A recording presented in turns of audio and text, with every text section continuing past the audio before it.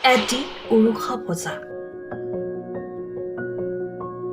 যিখন পজাৰ ভঙা বেৰৰ মাজেৰে এজনী ছোৱালীয়ে দেখিছে ভৱিষ্যতৰ সপোন। তাই সেই সপোনক সাকাৰ ৰূপ দিবলৈ আগবাঢ়ি আহিল যজ্ঞ কনষ্ট্ৰাকশ্যন। যোৰহাটৰ এক উৰুষা পজা পুনৰ নিৰ্মাণ কৰি এটি পৰিয়ালক সকাহ যজ্ঞ কনষ্ট্ৰাকশ্যনৰ। এটা উৰুষা পজা, যি পজাত ভৱিষ্যতৰ সপোন ৰচিছে দুটি প্ৰাণীয়ে। প্ৰখৰ ৰ'দত, উৎকট গৰমত আৰু মুষলধাৰ বৰষুণত আশ্ৰয় সেই উৰুষা পজাৰ দুই প্ৰাণীৰ। উৰুষা পজাত দিনত ভঙা টিঙৰ মাজেৰে দেখে সূৰ্য উদয় হোৱা আৰু নিশাৰ চন্দ্ৰৰ পোহৰত দেখা পায় ফুটা টিঙৰ মাজেদি চন্দ্ৰৰ চকামকা পোহৰ। এইদৰেই জীৱন নিৰ্বাহ কৰি আহিছে যোৰহাটৰ উপকণ্ঠৰ মলৌখাটৰ এটি দুৰ্ভগীয়া পৰিয়ালে। যিটো পৰিয়ালত আছে মাতৃ আৰু কন্যা। মাতৃয়ে কন্যাৰ বাবে কৰা অশেষ ত্যাগ আৰু কন্যাই মাতৃৰ বাবে সেৱাৰ ফলত এইবাৰ উচ্চতৰ মাধ্যমিক চূড়ান্ত পৰীক্ষাত সুখ্যাতিৰে প্ৰথম বিভাগত লেটাৰসহ উত্তীৰ্ণ হৈ গৌৰৱ কঢ়িয়াই আনিছে অঞ্চলবাসীলৈ। কিন্তু এনে আৰ্থিকভাৱে দুৰ্বল তথা চৰকাৰৰ সকলো আঁচনিৰ পৰা বঞ্চিত এই দুজনীয়া পৰিয়ালটোক সহায়ৰ বাবে অৱশেষত আগবাঢ়ি আহিল যজ্ঞ কনষ্ট্ৰাকশ্যন প্ৰাইভেট লিমিটেড। এই প্ৰতিষ্ঠানৰ উদ্যোগত বিশেষ উদ্যোগ গ্ৰহণ কৰি সেই উৰুষা পজা পুনৰ নিৰ্মাণ কৰি দুজনীয়া পৰিয়ালটোক সকাহ দিয়াৰ লগতে অনাগত দিনৰ বাবে এক সুখৰ বাট মুকলি কৰি দিয়ে। আনহাতে যজ্ঞ কনষ্ট্ৰাকশ্যনক এই কাৰ্যৰ শলাগ লৈ পৰিয়ালটোৰ লগতে স্থানীয় ৰাইজে। উল্লেখযোগ্য যে এই পৰিয়ালটোৰ দুগৰাকী সদস্য ক্ৰমে যোৰহাটৰ মালৌখাটৰ সুবৰ্ণ বৰা আৰু কন্যা ৰিকুমণি বৰা। আনহাতে এই বিশেষ কাৰ্যসূচীত উপস্থিত থাকে কনষ্ট্ৰাকশ্যনৰ হৈ মনোজ বৰুৱা, অম্লানজ্যোতি মহন্ত, মানস কৌশিক, অৰ্চনা সেনাপতি, অবিনাশ মহন্ত প্ৰমুখ্যে বিশিষ্ট ব্যক্তিসকল। পঞ্চায়তখনৰ নাম গাঁও ৪৪ নং মধ্য খৰিচাই গাঁও পঞ্চায়ত। বিধায়কজন আছিলে ভৱেন্দ্ৰনাথ ভৰালী। এতিয়া তেখেতে ৰেণুপমা ৰাজখোৱা। আমি তেখেতসকলৰ চয়াটো দেখি নাই পোৱা। থকা এইটো মোৰ এইটো যজ্ঞ কনষ্ট্ৰাকশ্যনৰ দলৰ তেখেতসকলে বাইদেউগৰাকীয়ে প্ৰথমতে ভিডিঅ'টো দিলে। ভিডিঅ'টো পাই তেখেতসকল মোৰ ওচৰলৈ আহিলে, আহি পেলাই চালেহি, চাই অৱস্থা দেখি তেখেতসকলে মানে আমাৰ পৰা ভিডিঅ' ল'লে। ভিডিঅ' দুদিন নিলেহি, নি পেলাই আৰু স্কুলৰ ছাৰসকলো আহিলে, ছাৰসকলেও ভিডিঅ' দিলে।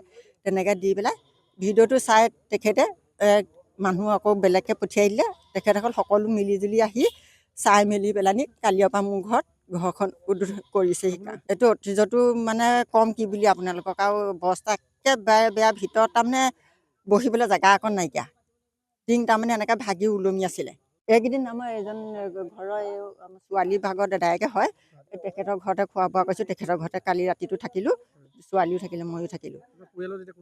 আজি পৰিয়ালত মোৰ কোনোৱে নাই, অকল ছোৱালী আৰু মইহে। দেউতাক ঢুকালে, ঢুকুৱা 2 বছৰ হৈছে। ছোৱালী এতিয়া হায়াৰ ছেকেণ্ডেৰী পাছ কৰি DCP কলেজত এতিয়া এডমিশ্যন লৈ থৈছে, আকৌ BA পঢ়িবৰ কাৰণে। পানীৰে ৰাতি কেতিয়াবা ক'লৈকো যাব, যিদিনাখন পাৰোঁ সোনকালে ওলাই গুচি যাওঁ, যদি সোনকালে বৰষুণ দিয়ে। যদি ৰাতি এতিয়া মানুহ হোৱাৰ পাছতো কেতিয়াবা বতৰ বেয়া কৰি বৰষুণ লৈ আহে, তেতিয়া আঁঠুৱা তৰি লওঁ, আঁঠুৱাৰ ওপৰত বস্তা মেলি পেলাই তেনেকৈ দুইজনী শুব নোৱাৰোঁ, বহি থাকোঁ বিচনাতে। চলাটো মোৰ বহুত কষ্টৰ মাজতহে চলি আছোঁ এতিয়া। চৰকাৰৰ সুবিধা মই এতিয়ালৈকে বৰ্তমান একো পোৱা নাই। অৰুণোদয়টো নাই পোৱা। ঘৰৰ আবেদন আগত জিঅ'টেক একো কৰাই নাই। মোৰ ঘৰৰ বিষয়ে মানে একো মোৰ ক'বই নোৱাৰোঁ আপোনালোকক। কোনো মানুহে অহা নাই মোৰ ওচৰলৈ ঘৰৰ বিষয় লৈ। সভাপতিও নাই অহা। সভাপতিজনৰ নামটো মনোৰঞ্জন গগৈ সভাপতি নাই অহা। তেখেত নাহেই। তেখেত মানে ইলেকশ্যনৰ সময়ত ভোটটো বিচাৰিহে আহে। এইদে চলিছোঁ। মই এতিয়া ৰুবৰ দিনত ৰুবলৈ যাওঁ, দাবৰ দিনত দাবলৈ যাওঁ। বাকী এইকেইদিন আৰু এতিয়া য'ত কিবা এটা কৰোঁগৈ, ত'ত কিবা এটা কৰোঁগৈ মানুহৰ ঘৰত। এই পঢ়া শুনাখিনি বহুত খৰচ হ'লে। তেনেকৈ ধান দাই যি এটকা পাওঁ মই একো নলওঁ, একো হেৰি নকৰোঁ। খোৱাটো অকণমান লাগিলে কষ্টই হওক, ছোৱালীৰ লগতে খৰচ কৰোঁ। মই কিবা এটা নাইকিয়া হয় তাইকে দিওঁ। ক'ৰবাত মই যথেষ্ট অসুবিধাৰ মাজেৰে পাছ কৰিছোঁ এইবাৰ হায়াৰ ছেকেণ্ডেৰী পৰীক্ষাত। মেট্ৰিকৰ সময়তো মোৰ বহুত প্ৰব্লেমৰ মাজেৰে মানে মই পাৰ কৰালোঁ। যিহেতু মেট্ৰিকৰ সময়তো মোৰ দেউতাৰ গা বেয়া আছিলে, মই ঘৰত থাকিব নোৱাৰিছিলোঁ। মই জেঠাইৰ ঘৰত থাকি পঢ়িছিলোঁ। তাৰপিছত মানে কাৰেণ্টৰ মোৰ অসুবিধা হোৱাৰ কাৰণে মানে স্কুলৰ ফালৰ পৰা মোক দুটা চাৰ্জাৰ লাইট দিছিলে, এটা মেট্ৰিকৰ সময়ত দিছিলে, এতিয়া এটা হায়াৰ ছেকেণ্ডেৰী সময়ত দিছে।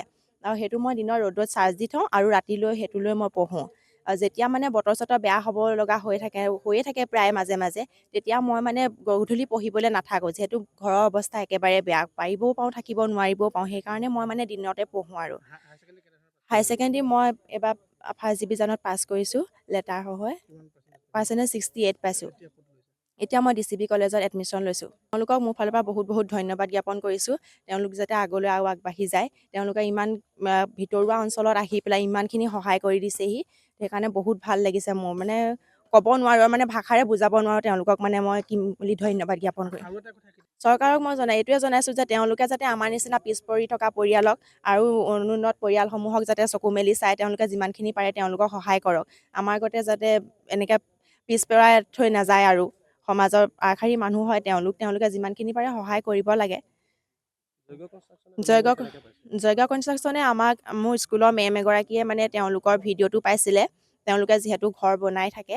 তাৰপিছত তেওঁ মানে তেওঁলোকলৈ মেছেজ কৰিছিলে নে কি কৰিছিলে মই নাজানো ইমান বাৰু। তাৰপিছতে তেওঁ আহিলে মেম আমাৰ ঘৰত, আহি মোক ভিডিঅ' কৰি ক'লে যে তোমাৰ কি সুবিধা লাগে, তোমালোক কেনেকৈ আছা, কি কৰিছা।